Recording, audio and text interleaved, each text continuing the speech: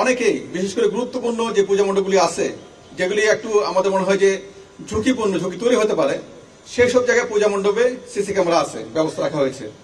শুধুমাত্র একেবারে প্রত্যন্ত এলাকায় অনেক জায়গায় সামর্থ্যের কারণে বা এটার সহজলভ্য না, সেই কারণে এই টেকনোলজি কিন্তু করা যায় নাই, সব জায়গায় সম্ভব হয় নাই। কিন্তু এটা নিয়ে কোনো শঙ্কার কিছু নাই। ওখানে আমাদের যারা ভলান্টিয়ার এবং যারা পূজা মণ্ডপে কিন্তু প্রতিটা জায়গায়, আপনারা জানেন প্রতিটা পূজা মণ্ডপে আনসার ভিডিপি সদস্য থাকবে, এবং প্রতিটা পূজা মণ্ডপে এই যে একটি সাধারণ পূজা মণ্ডপ, এই যে আমাদের হিসাবে যেটি 32,000 ছিল, কিছু কম বেশি হতে পারে, প্রতিটি পূজা মণ্ডপে পর্যাপ্ত সংখ্যক আনসার ভিডিপি সদস্য 24 আওয়ার্স তারা ডিউটি করবে। যে যদিও পূজার সঙ্গে সম্পর্কিত প্রশ্ন না, তারপরও বলি, এটা সব জায়গায় আমরা ফেস করি প্রশ্নটা। একটা বিষয় হচ্ছে, যারা বিভিন্ন মামলায় আসামি হয়েছে, এখানে আমাদের অনেক পুলিশ সদস্য আসামি হয়েছে, এবং যেসব সদস্য যার সম্পৃক্ততা আমরা পেয়েছি, প্রমাণ পেয়েছি, আপনারা জানেন ইতিমধ্যে সেই সকল সদস্য অনেককে আমরা গ্রেপ্তার করেছি। এই সংখ্যাটা 17 জন পুলিশ সদস্য, এখানে সিনিয়র কর্মকর্তারা রয়েছেন, মাঠ পর্যায়ে কর্মকর্তা রয়েছেন, তাদেরকে গ্রেপ্তার করেছি।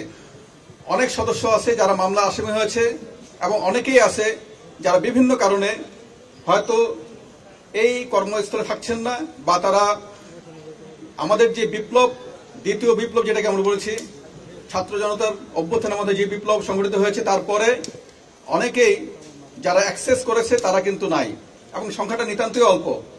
আপনারা জানেন, যেটি আমরা একেবারে ইউনিট ওয়াইজ হিসাব করে দেখেছি, এটি সংখ্যা হচ্ছে মাত্র 187 জন।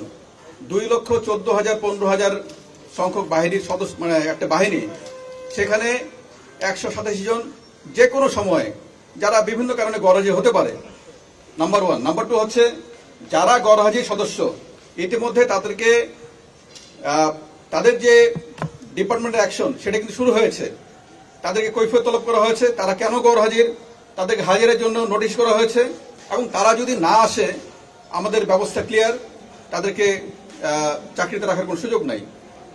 আমরা সকল সময় ঝুঁকিটা পর্যালোচনা করি, এবং ঝুঁকির ক্ষেত্রে আমরা দেখেছি যে সেই ধরনের কোনো শঙ্কা, নিরাপত্তা শঙ্কা, এটা আমাদের কাছে কোনো ডেফিনিট কোনো কিছু নাই। তারপরেও আমরা সতর্ক থাকতে চাই, যেন কেউ ফায়দা লুটতে না পারে, সে কারণে সতর্কতা।